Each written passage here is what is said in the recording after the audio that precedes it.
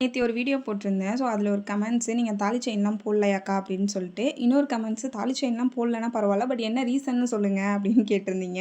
உங்களோட டவுட் அத நான் கிளியர் பண்றேன். எனக்கு ஒரு டவுட் இருக்கு. ஸோ, ஏன் தாலி செயின் போடணும்?